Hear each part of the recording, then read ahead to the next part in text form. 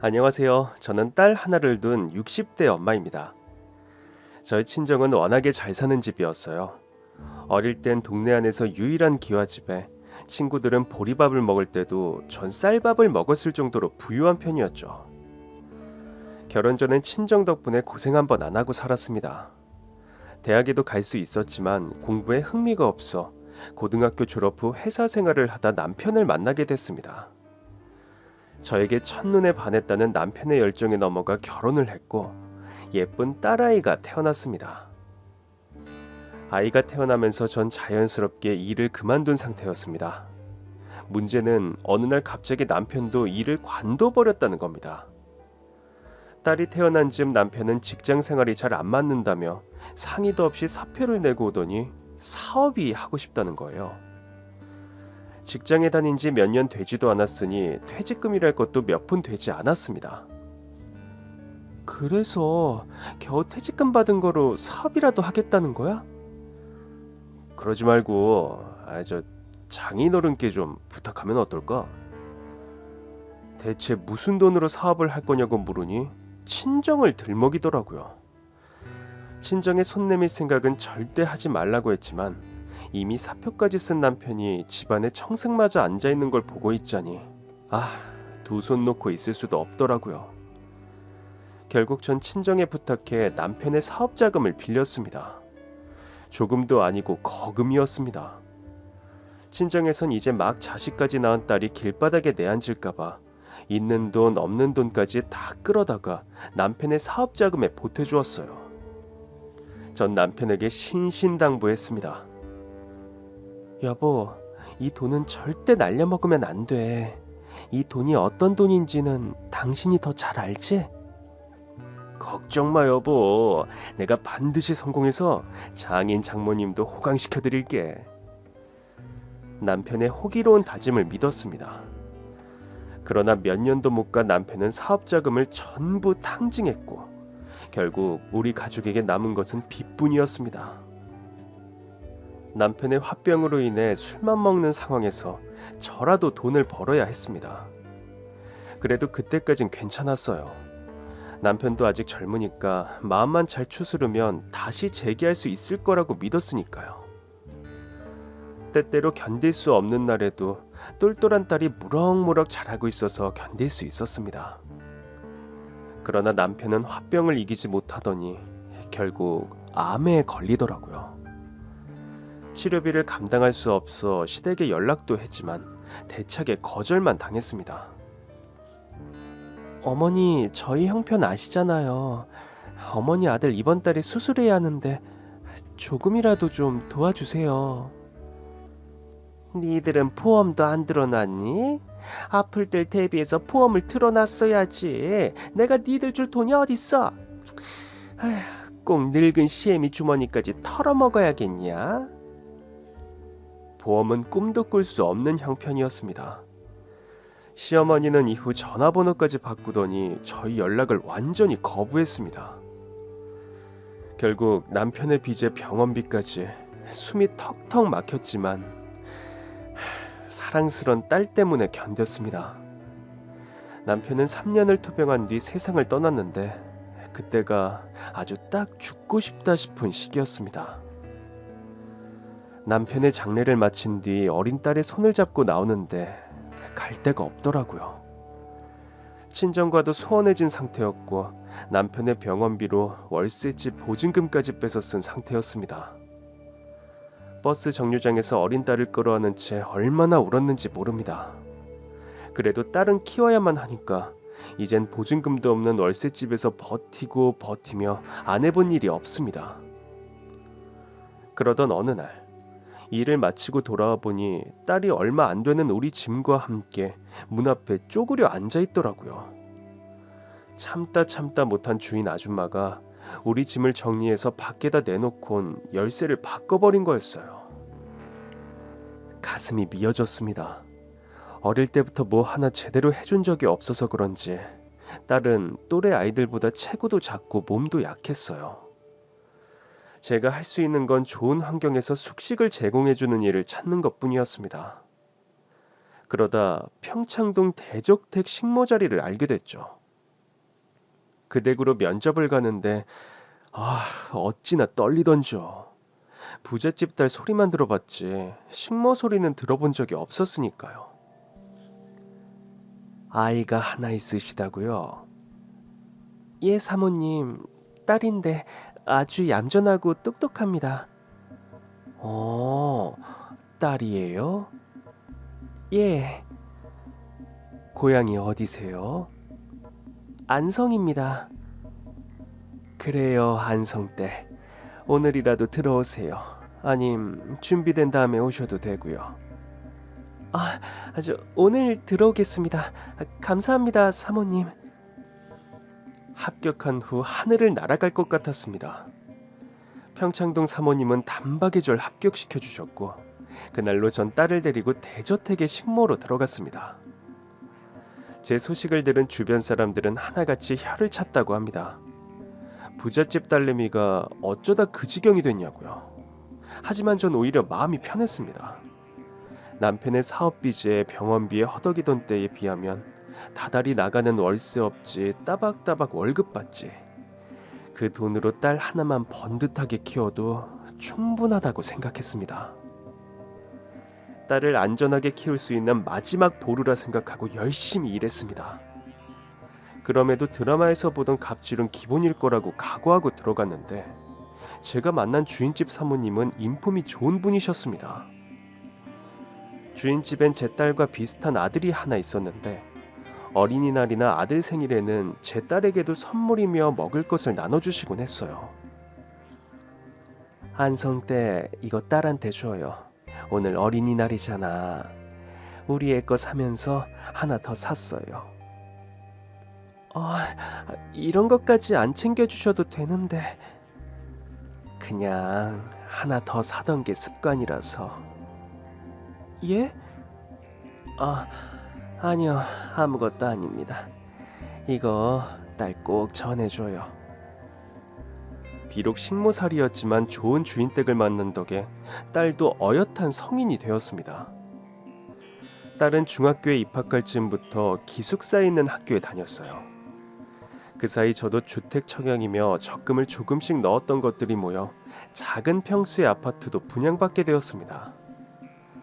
명절이나 분기마다 보너스까지 넉넉하게 챙겨주시던 사모님 덕분이었죠. 조금씩 사는 게 안정되어 가던 즈음 딸이 기쁜 소식을 알려왔습니다. 엄마, 나 결혼하려고. 어머, 정말? 응, 엄마만 괜찮으면 조만간 데리고 올게. 마침 저도 아파트를 분양받아 평창동에서 나와 살기 시작한 때였습니다. 처음엔 듣고도 믿기지 않아서 얼마나 울었는지 모릅니다. 어렵게 키운 딸이 장성해서 결혼을 한다는데 기쁠 수밖에요. 어떤 사람이야? 만나보면 알아. 그래도 좋은 데가 있었을 거야. 그거야 뭐 다 좋지. 딸이 예비 신랑 얘기를 하며 얼굴을 붉히는데 꿈만 같더라고요. 우리 모녀에게도 이런 날이 오는구나 싶어 손을 맞잡은 채 밤새워 이야기를 나눴습니다. 그런데 긴장이 풀린 탓인지 그 즈음에 제가 장염을 호되게 앓았어요. 감기 몸살에 장염까지 오래 앓으면서 예비 사위와 만나기로 한 날까지 차도가 없어 고생을 했죠. 그럼 어떡하지? 엄마한테 인사시키고 바로 상견례 잡으려고 했는데. 사이가 온다는데 빈손으로 맞을 수도 없고, 그러지 말고 상견례 날짜를 그냥 잡는 건 어때? 말도 안 돼. 엄마한테 인사도 없이. 엄마는 전문직이기만 하면 돼. 그래도 말도 안 돼. 난 우리 딸이 골라온 사이면 안 봐도 마음에 들어. 그러니까 상견례 날짜 잡아. 사업하는 남편에게 호되게 당한 탓인지 직업만 전문직이면 더 바랄 게 없었어요. 물론 예비 사위를 보고 싶은 마음이야 굴뚝 같았죠. 하지만 첫인사인데 평생 남의 식구들 밥은 해 먹여놓고 내 사위 밥을 못 해주면 안 되잖아요. 거기다 딸도 무척 바쁜 아이였습니다. 평생 해준 것도 없는데 제 몸 조금 안 좋은 거로 딸의 결혼 계획이 틀어지는 게 더 싫었어요. 또 한편으론 작은 아파트에 살면서 사이 맞는 게 영 편하지 않았는데 차라리 잘 됐다 싶기도 했어요. 또 우리 사는 거 보고 사이가 막상 눈으로 보니 암담해서 결혼을 관두고 싶다고 할 수도 있고, 아무튼 제가 딸 앞길에 걸림돌만 되지 않기를 바랬습니다. 그래도 상견례 날이 다가올 즈음 몸이 많이 좋아졌어요. 딸은 상견례에서 제 엄마 기죽지 말라고 옷도 사주고 그 메이크업인지 뭔지 아는 것도 받으라며 예약까지 해주더라고요. 딸과 함께 메이크업을 받는데 남이 제 얼굴에 분칠해주는 게 얼마만인지 기분이 새롭더라고요. 우리 딸 덕분에 엄마가 호강하네. 뭐 이 정도 가지고 앞으로 더 호강시켜줄게. 아유, 됐거든. 내가 뭐 해준 게 있다고. 너 나 잘 살아. 우리가 먼저 도착해서 기다리는데 가슴이 어찌나 떨렸는지 모릅니다. 행여 우리 애가 아빠도 없고 집도 별 볼 일이 없어 싫어하시는 건 아닐까 걱정했는데 딸이 그러더라고요. 우리 형편 다 말씀드렸는데 괜찮다고 하셨어. 아버지 없는 것도? 그럼. 그러면서도 내심 딸도 긴장한 얼굴이었어요. 그런데 조금 뒤 문을 열고 들어온 남자를 보고 전 깜짝 놀랐습니다. 어머, 너는 평창동 사모님 아들이었습니다. 그때였어요. 그 뒤를 따라 평창동 사모님이 들어오시지 뭐예요. 사모님 모자가 식사를 하러 나왔나 착각이 들 정도였습니다. 그런데 딸이 사모님 아들에게 가더니 팔짱을 끼더군요. 엄마, 예비 사이야. 저는 기함을 하고 말았습니다. 평창동 사모님 역시 어안이 벙벙해선 제 딸과 절 번갈아 보더라고요. 네가 안성댁 딸이었어? 그 꼬마애? 딸은 민망한 듯 고개를 끄덕였어요. 예, 어머니. 오빠가 상견례 전까진 말하지 말자고 해서. 예비 사이가 딸의 손을 꼭 잡으며 말하더라고요. 엄마 맞아요. 안성댁 아주머니 딸이야. 대체 이게 무슨 일이니? 아니, 처음부터 알고 있었어? 아니, 전혀 몰랐어요. 우리도 어릴 때 잠깐씩 오며 가며 본 게 다였잖아. 대학에서 첫눈에 반했는데 알고 보니 안성댁 아주머니 딸이더라고. 예비 사위는 절 향해 정중하게 인사를 했습니다. 어머니, 사위로 처음 뵙겠습니다. 사위는 무슨 사위? 사모님이 그렇게 큰 소리로 화를 내는 건 처음 봤습니다. 사모님은 기가 찬다는 듯 앞에 있던 물을 벌컥벌컥 마시더니 절 봤어요. 안성댁 정말 몰랐어요? 아유, 사모님, 제가 낯짝이 두꺼워도 정도가 있지. 이 사실을 알았으면 매일 뵙는 사모님 앞에서 어떻게 아무렇지 않게 굴었겠어요. 그러자 사모님 아들이 사이에 끼어 말리더라고요. 엄마, 장모님도 전혀 모르셨어. 너 자꾸 장모님 할래? 아직 결혼도 안 했는데 웬 장모님이야? 두 아이 모두 어쩔 줄 몰라 하더라고요. 어머니, 저희 정말 대학에서 선후배로만 알고 만났어요. 오빠가 저한테 첫눈에 반했다고 해서 사귀기 시작했는데 하루는 저희 엄마한테 인사를 하고 싶다고 그러더라고요. 그래서 제가 솔직하게 말했어요. 저희 엄마 식모살이 하신다고. 그런데 오빠가 괜찮다고 하더라고요. 자기 집에도 식모 아주머니 계시는데 자기도 그렇고 부모님도 그렇고 식모 아주머니한테 함부로 한 적도 없다고요. 다 직업이고 사정이 있는 건데 괜찮다고. 아주 그래서 데리고 갔는데. 거기가 저희 집이더라고요. 전 입이 쩍 벌어지고 말았습니다. 이런 일이 일어날 거라고 누가 예상했겠어요. 그것도 딸의 예비 신랑 앞에서 상견례 날 사돈으로 집주인 사모님을 만나다니요. 얘기를 듣던 사모님은 한숨을 푹 내쉬더니 딸에게 말했습니다. 아휴, 어쩐지 널 처음 보는데 낯이 익다 했어. 난 그게 내 가족이 되려고 마음이 가는 건 줄만 알았지. 어쩐지 네가 내 가족이 될 것 같아서. 그래서 네 조건 같은 거 하나 안 보고 네가 성실하게 공부해서 의대 간 것만 좋게 봤는데 네가 안성댁 딸이었을 줄이야. 저기 안성댁은 이 상황이 받아들여져요? 아니요, 사모님, 전혀요. 저도 뭐가 어떻게 된 건지 전혀 모르겠어요. 기가 찬 건 저도 마찬가지였습니다. 주택 청약에 당첨되면서 딸이 저에게 부탁했습니다. 엄마, 이제 식모일 그만하면 어떨까?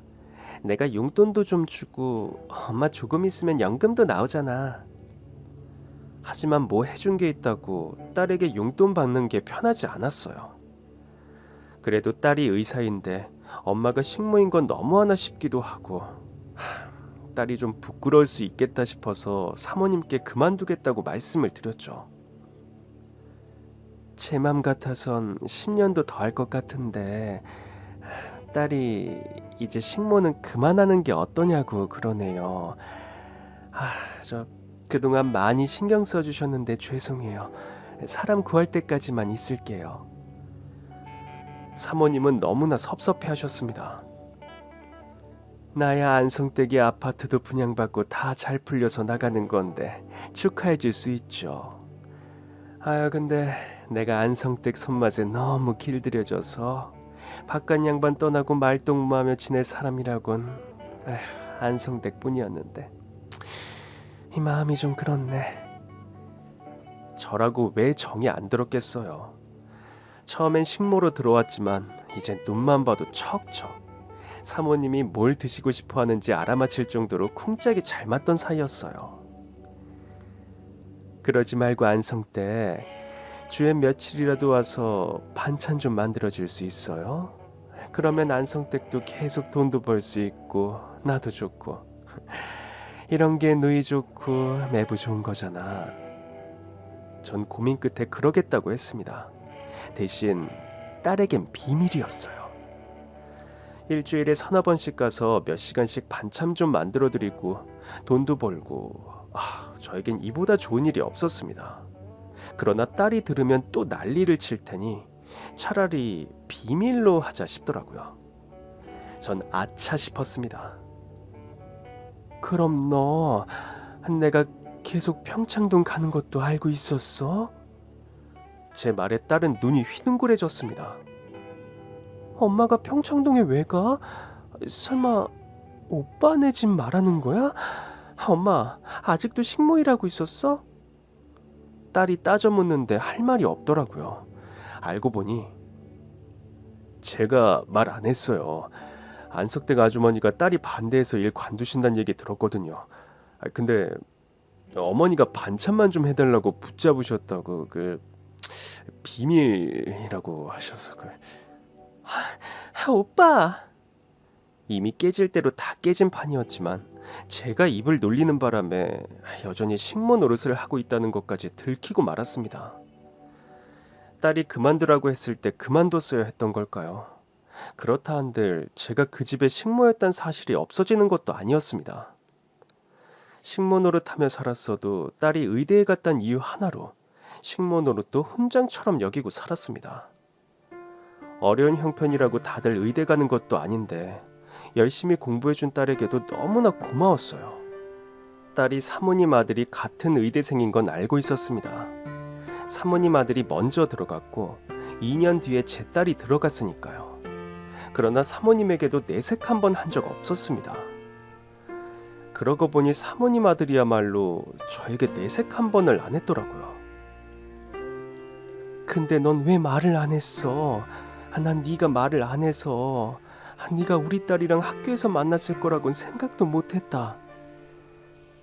연애할 땐 저희 둘의 관계만 생각하고 싶었어요.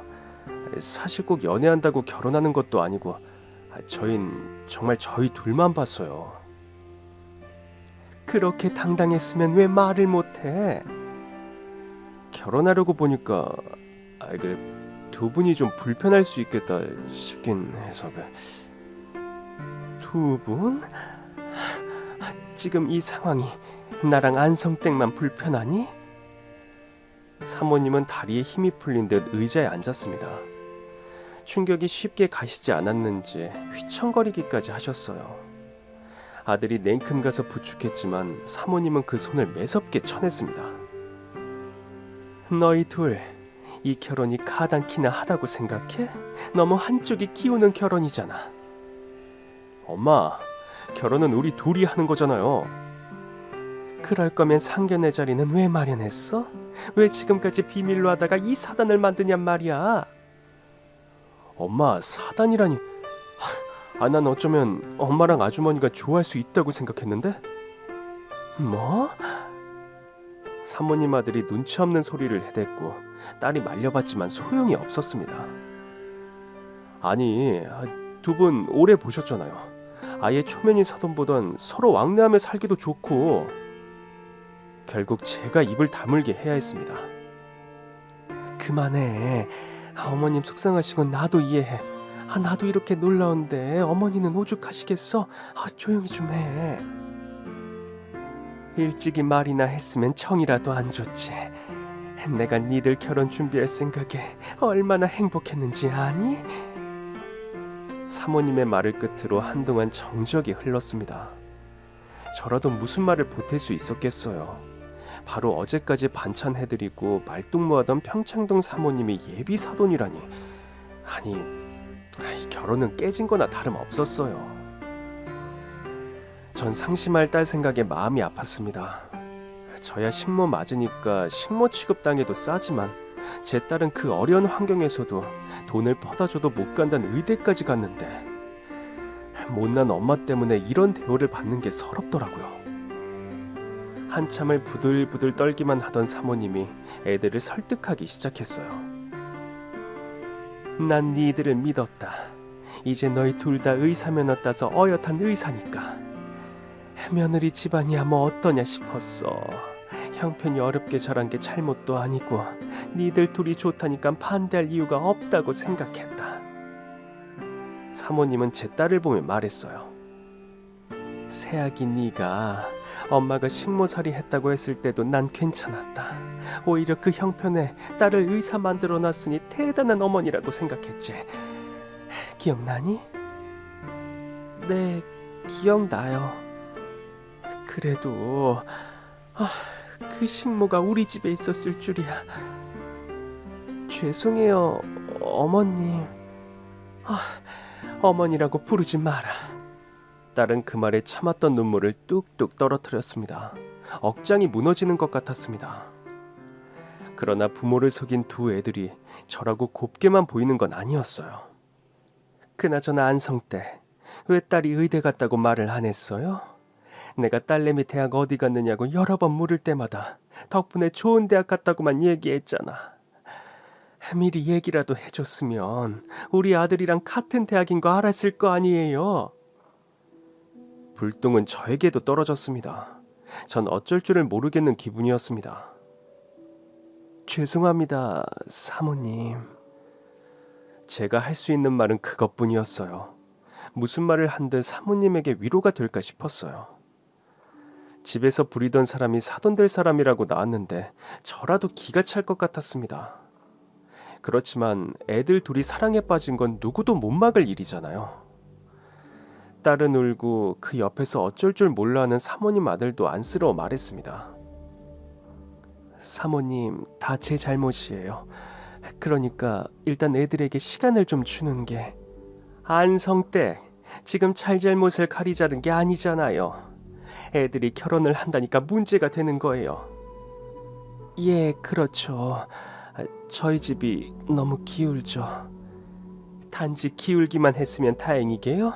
이건 말이 안 되는 결혼이에요. 사모님은 두 아이를 보며 말했습니다. 이 결혼은 좀 힘들 것 같다. 새아기, 아니, 네 어머니가 다른 집에서 식모살이를 하셨으면 모를까. 내 아들한테도 식모였던 아줌마인데 장모가 되는 게 말이 되니? 니들이 앞으로 더 만나겠다고 하는 건 반대 안 하마. 하지만 결혼은 절대 안 돼. 없었던 걸로 하자. 그러나 사모님이 그럴수록 애들은 두 손을 더 꼭 잡았어요. 엄마, 그러지 말고 저희 둘만 봐주세요. 그리고 장모님이 우리 집에서 식모살이 하셨으면 어때요? 전 그 밥 먹고 자랐고 어머니도 같은 조건이면 모르는 분보다 마음 터놓고 지내시기 좋잖아요. 사모님 아들 말에 제 가슴이 다 철렁했습니다. 같은 조건이라면 내가 더 낫다니. 사모님의 화만 부추길 것 같았어요. 아니나 다를까 늘 교양 넘치던 사모님이 입에 거품을 물 기세로 다그쳤습니다. 넌 아까부터 참 속없는 소리를 잘도 하는구나. 사람 관계가 그렇게 쉽게 바뀌는 줄 알아?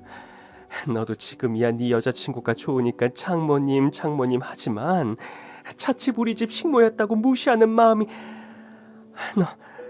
너 그 마음이 안 나올 것 같니? 네 장모도 장모 대접 잘 받고 살려면 너보다 다른 사이가 나. 사모님은 불쑥 또 저를 보며 말했습니다. 안성댁 안 그래요? 딸내미 이제 번듯한 의사겠다. 좋은 사익감들이 줄줄이 줄을 설 텐데 뭐하러 고개 숙이는 결혼을 해요? 마음이 착잡했습니다. 이 사단의 원인이 저니까요. 금이야 오기야 자라서 철 모르고 똑같이 철 안 든 남자를 만나 부모돈만 다 까먹고 오갈 데가 없어 우리 애 식모딸로 키워준 게 그게 바로 저잖아요. 뒤늦게 별의별 생각이 다 들더라고요. 힘들더라도 식모살이는 하지 말았어야 했나? 눈 딱 감고 친정에 얹혀 살았어야 했나?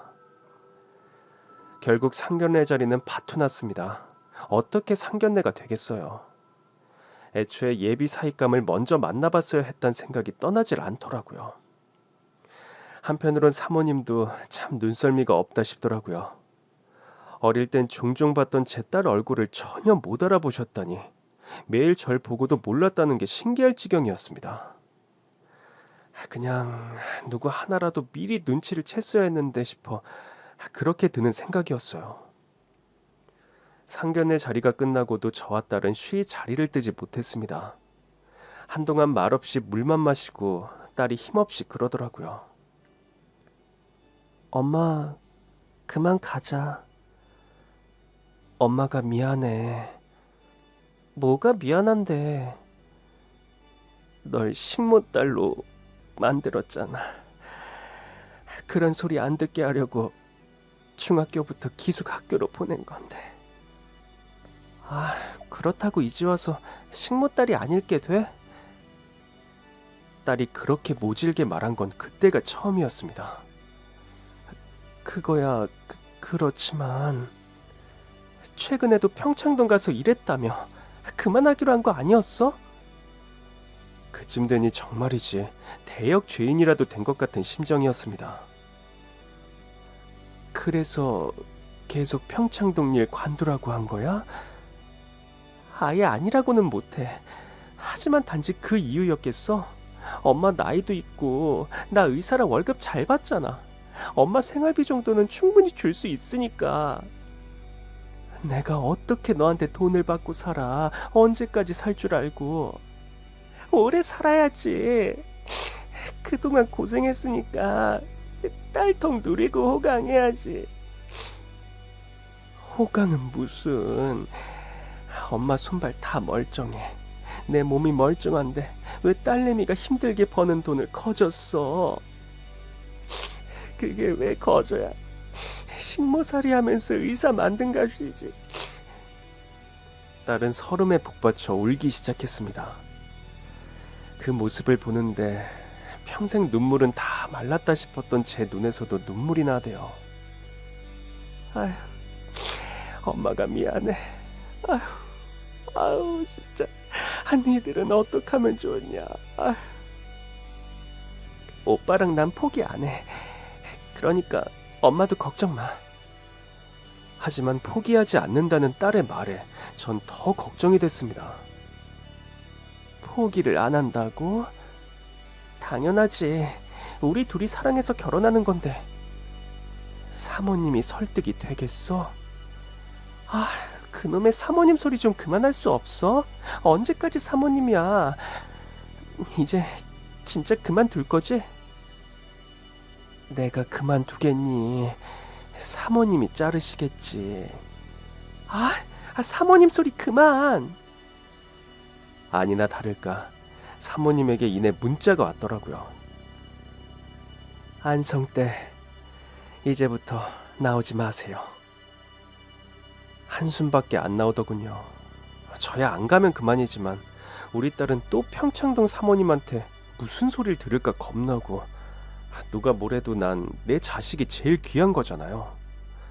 차라리 내가 가서 사모님 앞에 무릎을 꿇을까 싶다가도 사모님 말이 일리가 없는 것도 아니었어요. 절 식모로 알던 아이를 사이로 맞는다는 게 따지고 보면 저도 이제 의사 딸 둔 엄마 아닙니까? 내 딸 뭐 부족한 것도 아닌데 치부부터 들키고 시작하는 것 같아 마음이 별로더라고요. 그래서 딸을 설득도 해봤죠. 그러지 말고 인연이 아니다 생각하고 헤어지는 건 어때? 사모님 말 맞다나 좋은 신랑감들이야 또 있을 텐데. 엄마, 나 이 사람 아니었으면 결혼할 생각도 없었어. 엄마가 아빠 만나 고생한 거 내가 다 봤잖아. 이 사람 아니면 결혼 안 하고 의사로 먹고 살래. 뭐?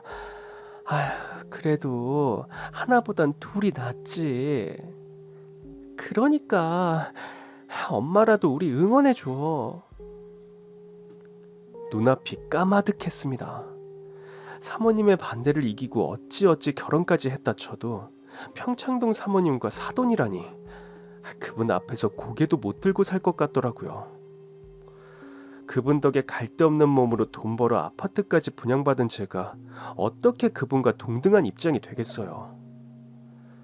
우리 입장은 생각도 못하는 딸과 사모님 아들 모두 철딱서니가 없다 싶었지만, 둘이 사랑한다는데 남의 입장이 뭐가 중요하겠어요. 그날 집에 돌아가 밤새 고민했습니다. 평창동 일도 잘렸겠다. 그래도 용돈은 제가 벌어야 하니 다른 집 일을 구할 생각이었어요. 그런데 제가 나이가 많다 보니 일이 잘 안 구해지더라고요. 겨우 구한 곳이 지방에 있는 집이라 어쩔 수 없이 또 다른 집에서 식모살이를 하게 됐습니다. 분양받은 집은 전세를 주고 일부러 지방으로 갔어요. 식모일이 저에겐 익숙한 일이기도 하고 이참에 딸에게서 더 멀어져 줘야겠다 싶어서 택한 일이었습니다. 그런데 얼마 안가 딸이 울면서 전화를 했더라고요. 엄마, 우리 결혼 안 하기로 했어.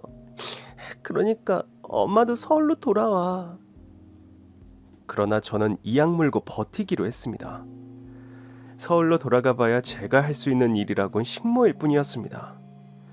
행여나 서울에 있는 또 다른 집에서 일하다가 딸이 그 아들이랑 결혼하겠다고 하면 어떡해요. 평창동 사모님 일을 겪은 뒤 전 노이로즈에 걸린 사람처럼 딸의 앞길에 방해되는 일을 시작은 안 하기로 했어요. 지방에서야 제가 식모살이를 했든 뭘 했든 서울에서 어떻게 알겠어요. 그렇게 몇 달이 흐른 어느 날이었습니다. 새로 들어간 집의 일은 평창동 대저택에 비하면 작은 집이었는데도 일은 비교할 수 없게 고됐습니다. 제가 평창동에서 얼마나 호강을 하고 지냈는지를 깨달을 만큼 주인 사모는 인심이 팍팍하고 잔소리가 심했습니다. 심지어 저보다 몇 살 어린 눈치였는데도 꼬박꼬박 식모 취급을 하더라고요. 때때로 이 나이 먹고 뭐하는 짓인가 싶어 다시 서울로 가고 싶다가도 이미 분양받은 집은 전세로 줬으니 갈 데도 없더라고요. 전세 계약 끝날 때라도 버틸 생각으로 식모일을 하던 어느 날 누군가 밖에서 시끄럽게 문을 두드리더라고요. 안성때 좀 나가봐요. 새 집의 사모는 사소한 것 하나도 절 부려먹지 못해 안달이었습니다. 전 거실에서 TV만 보고 있으면서 부엌에서 한참 식사를 준비하고 있는 저더러 나와 누군지 확인하라더군요. 인터폰으로 확인을 하러 가는 내내 밖에선 문을 두드려댔습니다. 이상한 사람이 온 건가 싶어 인터폰을 보는데 글쎄 평창동 사모님이 계신 거예요. 전 너무 놀라서 그댁 사모님에게 물었습니다. 혹시 평창동 사모님 아세요? 에? 그게 누군데요? 사모는 귀찮다는 듯 인터폰을 확인하더니 말했습니다. 누굴 찾아온 거지? 딱 보니까 좀 사는 여자 같긴 한데. 믿기지 않았지만 평창동 사모님은 절 찾아온 것 같았습니다. 저 잠깐만 좀 나갔다 와도 될까요? 팝하다 말고 어딜 간단 거예요? 어? 누군데요? 설마 안성댁 손님이에요? 왜 남의 집에 손님까지 부르고 난리야? 저 그게 아니라 잠깐 들어와서 할 말 있으면 하고 가라고 해요. 결국 전 문을 열어주었습니다. 그런데 사모님이 절 보자마자 눈물을 펑펑 쏟으며 제 앞에 무릎을 꿇지 뭐예요. 전 너무 놀랐습니다. 사모님 왜 이러세요? 무슨 일 있으신 거예요? 혹시 아들에게 무슨 일이 있나 싶을 정도였죠. 사모님은 제 발목까지 잡으시며 말했습니다. 안성댁 나랑 같이 서울로 가요. 사모님 왜 이러세요? 저 일하는 중이라. 나 안성댁이랑 사돈 맺고 싶어. 예? 아니 갑자기 그게 무슨... 애들 이미 헤어진 거 아니었어요? 우리 애들 결혼시킵시다. 어리둥절하기도 했고 보고 있는 그 집 사모의 눈빛이 매서웠습니다. 전 일단 사모님을 집으로 돌려보내려 했습니다. 무슨 일이신지 몰라도 이제와 결혼은 너무 늦었죠. 두 아이 모두 좋은 사람 만날 테니까. 아니야, 난 안성댁 딸이어야만 해. 아니 그게 무슨... 전엔 내 딸이어서 안 된다던 사모가 이젠 내 딸이어야만 한다는 겁니다. 그리고 몇 달 뒤, 제 딸과 사모님의 아들은 결혼식을 올렸습니다. 그날 제 딸은 사모님에게, 사위는 저에게 편지를 써서 읽어줬어요. 딸의 편지 첫 줄과 함께 제 딸이 신부감이 된 이유가 밝혀지자 결혼식장은 눈물바다가 됐습니다. 사모님이 절 찾아와 무릎을 꿇은 그날, 전 결국 사모님의 손을 잡고 서울로 올라왔습니다. 일하던 집엔 미안했지만 평창동 사모님이 막무가내셨어요. 이미 제 짐을 정리하고 실을 사람까지 구해서 함께 오셨더라고요. 나 때문에 여기 와 있는 거잖아. 얼른 갑시다. 우리 집으로 가요. 전 영문도 모른 채 평창동 사모님 댁으로 돌아왔습니다. 돌아오자 딸이 예비 사위와 함께 기다리고 있더라고요. 딸은 절 보자마자 버럭 화부터 냈습니다. 엄마, 왜 이렇게 연락을 안 받아? 지방으로 내려간 뒤 웬만하면 휴대폰도 끄고 살았습니다. 차라리 딸이 절 잊고 제 행복을 찾아가길 바랬어요. 하지만 그 사이에 뭔 일이 있긴 있었던 모양이더라고요. 어쩌다 보니 상견례 때 만난 넷이 다시 마주 앉은 격이 됐습니다. 제 딸과 사모님 아들은 어찌나 정답게 손을 잡고 있던지 제가 다 사모님 눈치가 보일 정도였죠. 잠시 기다리자 평창동 사모님이 고이 간직했던 것 같은 오래된 상자를 들고 오셨어요. 그 안에서 뭔가를 꺼내는데 사진이더라고요.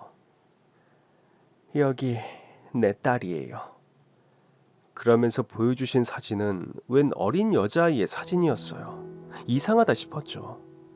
사모님 댁에는 아들 하나뿐이었거든요.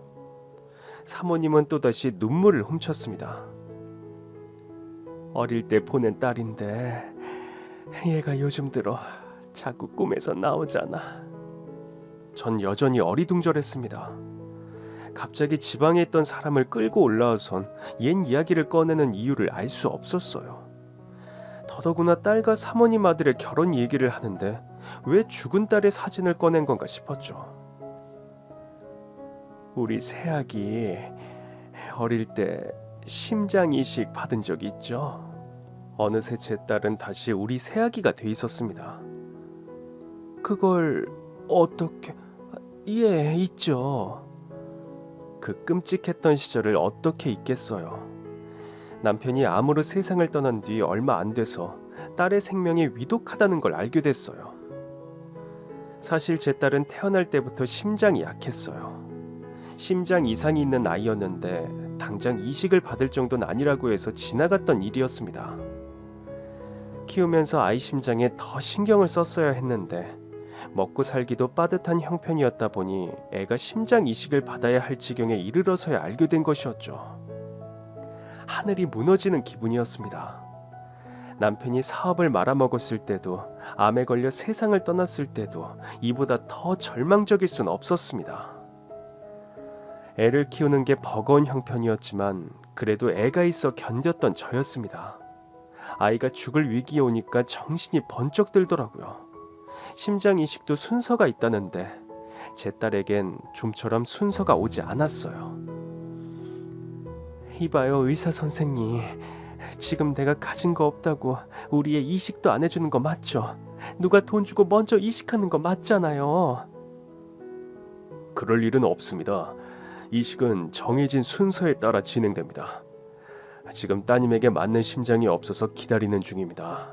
순서가 되면 당연히 이식해드릴 수 있는 거고요. 그러다 애가 죽으면요? 죽으면 어쩔 건데요? 이식을 받지 못해 사망하는 환자도 있습니다. 보호자분 따님만 예외라고 말씀드릴 수 없어요. 무식하니까 의사한테 가서 그렇게 따진 적도 있어요. 내가 가진 게 없어서 내 딸 순서가 자꾸 밀리는 거 아니냐고. 그 와중에도 일은 해야 하지, 딸 병원에 와야 하지. 하루가 24시간이어도 모자란 나날이었습니다. 정신은 온통 딸에게 가 있는데 병원에 가선 또 발등에 불이 떨어진 사람 마냥 기다리고 기다렸습니다. 그래도 심장 이식 순서는 오질 않더라고요. 나중엔 의사도 마음의 준비를 하라고 할 정도였죠. 아이 상태가 좋지 않네요. 어서 이식을 받아야 할 텐데. 전 의사의 바짓가랑이를 붙잡고 울부짖었습니다. 선생님, 우리 아이 좀 살려주세요. 제 심장 제가 떼줄게요. 그러니까 우리 애만큼은 제발 살려주세요. 그러나 때를 쓴다고 해결이 될 일이 아니었습니다. 피가 마르는 나날이 지나고 또 지났습니다. 아이는 기특하게도 계속 버텨주고 있었어요. 그렇게 희망이 다 사라졌다고 생각하던 어느 날, 담당 의사 선생님이 복도에 주저앉아 있던 저에게 달려오셨습니다. 보호자분, 아이 심장 이식 지금 받을 수 있을 것 같아요. 조금 전 딸과 비슷한 나이의 아이가 교통사고로 죽었다는 소식이었어요. 전 가슴이 철렁했습니다. 딸이 이식을 받는다고 하니 너무나 기뻤지만 동시에 또 남의 집 귀한 자식이 세상을 떠났다는 말에 가슴이 아프더라고요. 그럼에도 그땐 남의 자식 죽었다는 슬픔보단 제 딸을 살릴 수 있다는 기쁨이 앞섰습니다. 결국 딸은 심장 이식을 받는 데 성공했고 건강하게 퇴원했습니다. 이후로 심장 때문에 골치 아픈 일이 없어서 얼마나 다행이었는지 몰라요. 제 아빠의 암투병부터 저까지 병원 신세를 자주 졌던 딸은 자연스럽게 의대 진학을 꿈꾸기 시작했습니다. 남편과 아이가 아플 때만 해도 그저 위기인 줄 알았는데 제 딸은 병원에서 열심히 일하는 의사 선생님들을 보며 꿈을 키웠더라고요.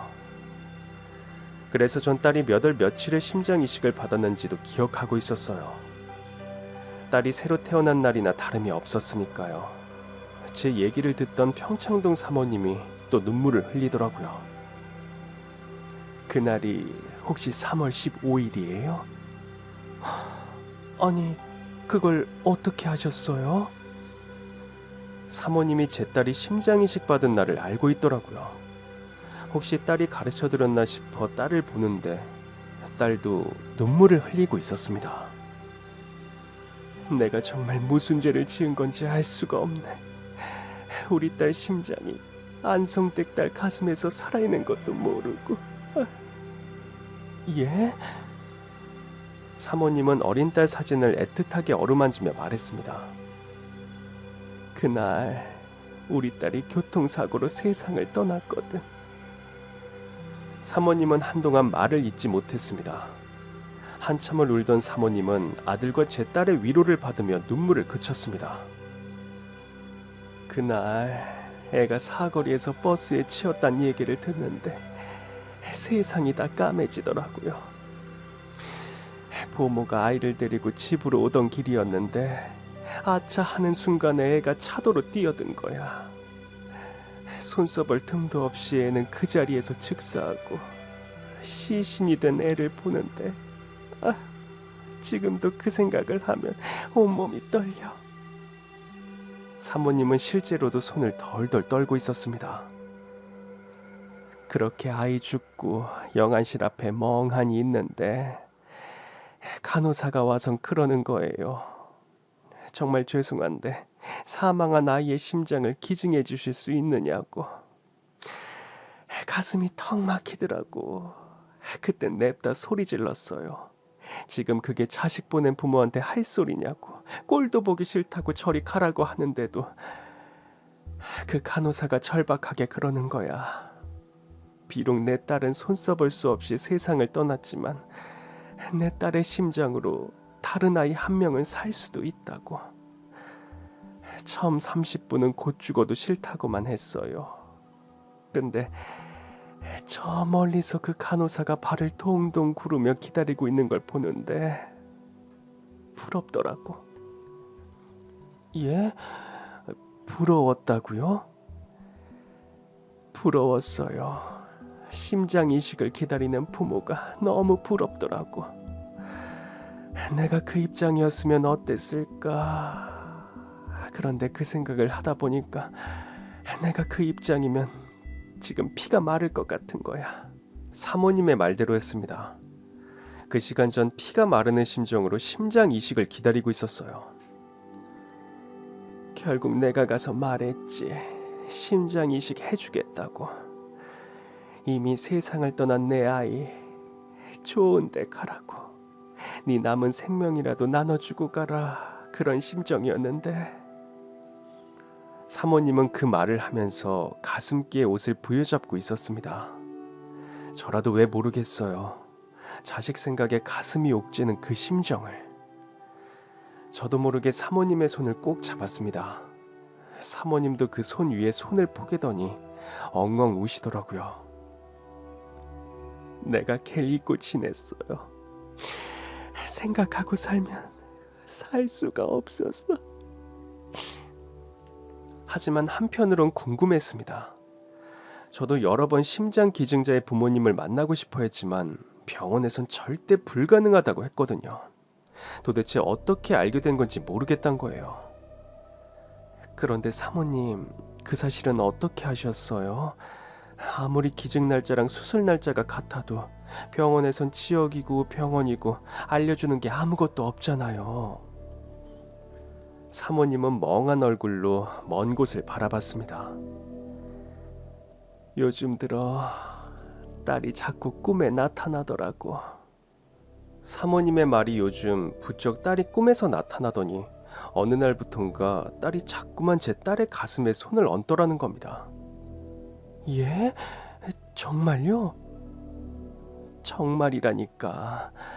나도 꿈이 하도 이상해서 안성댁한테 전화했다가 하도 전화를 안 받길래 새아기한테 전화를 했던 건데 우리 딸이 세상 떠난 날짜랑 새아기가 심장 기증 받은 날짜가 똑같더라고요. 그거 참 신기한 일이네요. 그러니까요. 내가 저가 심장 주고 이어준 인연을 못 알아보니까 꿈에 나타나 알려준 것만 같아. 그지야 우리 딸 어릴 때 사모님이 알게 모르게 선물도 사다 주고 또 딸내미 학비하라며 상여금도 두둑이 챙겨준 이유를 알겠더라고요. 딸을 일찍 잃은 줄은 그때 처음 알았습니다. 물론 그 딸의 심장에 제 딸의 심장이 됐을 줄은 꿈에도 몰랐지만요. 사모님은 제 딸의 손을 꼭 잡으며 말했습니다. 실은 널 처음 봤을 때부터 자꾸만 마음이 갔었는데 내가 전에도 말했잖니. 처음부터 내 식구가 될 것 같았다고. 내가 순리를 거슬러서 너랑 어머니만 고생을 시켰구나. 어머니 그런 말씀 마세요. 어머니 놀라신 거 저희 엄마 놀란 거 다 알아요. 저희가 미리 말씀을 드렸어야 했는데 정말 죄송해요. 아이들 둘은 신이 나서 데이트를 나간 뒤 전 유독 야윈 사모님과 마주 앉았습니다. 사모님이 야인 게 마음에 걸려 부엌에 가보니 음식이 영 맛이 없더라고요. 전 평소 사모님이 좋아하는 음식을 뚝딱 만들어냈고 사모님은 기함을 했습니다. 이제 이런 일 하지 말아요. 사돈들 사이에 이러면 안 돼. 우리 아들 알면 또 새아기 알면 섭섭해해. 사돈 사이면 더 잘 먹으라고 챙겨야죠. 이깟 음식이 뭐 어렵다고. 일단 좀 드세요. 사모님 얼굴이 많이 야위었어요. 제가 만든 음식을 먹으니 사모님 얼굴도 환하게 피더라고요. 안성때, 아니 사돈, 그러지 말고 우리 집에서 같이 사는 건 어때요? 나도 남편 보내고 안성때, 아니 사돈까지 없으니까 적적하고 입맛도 없고 그래요. 음식 해달라는 거 아니야. 일해주는 아주머니는 있으니까 요린 가르쳐줘도 되고. 아유, 무슨 말씀을. 제가 어떻게 그래요. 그러지 말고 오랜 정으로 나 좀 봐줘요. 내가 잘못했어. 딸 꿈이 아니었어도 결국 연락했을 거야. 그냥 애들 결혼시키자고. 우리 아들이 새아기랑 헤어지고 다 죽어가고 있었거든. 그렇게 아이들의 결혼식 날이 왔습니다. 양쪽 다 모친만 있는 혼사라 저랑 사돈은 애들 입장 전에 손을 잡고 나란히 입장했습니다. 그리고 한쪽에 나란히 마련된 혼주석에도 손을 잡고 앉았습니다. 하객들은 그 모습이 신선하다며 재밌어 하더라고요. 결혼식 날 아이들이 저와 사돈에게 편지를 썼더라고요. 사위는 저에게, 딸은 사돈에게요. 심장으로 이어진 나의 두 번째 어머니께.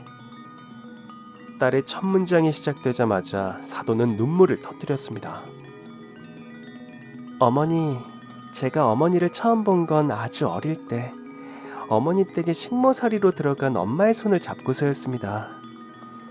갈 곳이 없어 들어간 집인 줄 알았는데 돌이켜보니 그때 전 어머님 딸이 심장을 품은 채 다시 어머니의 집으로 돌아간 것이었습니다. 결혼식장 여기저기서 흐느끼는 소리가 들리기 시작했습니다. 심장으로 이어진 나의 두 번째 어머니. 제가 그 딸의 목까지 열심히 어머니 곁에서 살겠습니다. 여전히 뛰고 있는 이 심장으로 어머니의 딸로 살아가겠습니다. 여기저기에서 박수 소리가 터져 나왔습니다. 사돈은 달려가 제 딸을 꼭 안아주었어요. 참 희한한 인연이죠. 살기 위해 들어간 식모살이인 줄만 알았는데 이렇게 깊은 인연으로 이어져 있었다니.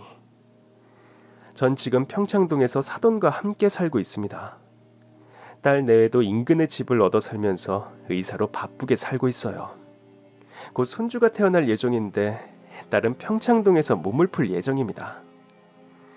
사모와 식모로 만났지만 귀한 인연이 돼요. 그렇게 오늘도 서로를 의지하며 살아가고 있습니다. 그럼 지금까지 제 긴 사연 들어주셔서 정말 감사합니다. 오늘도 행복한 하루 되세요.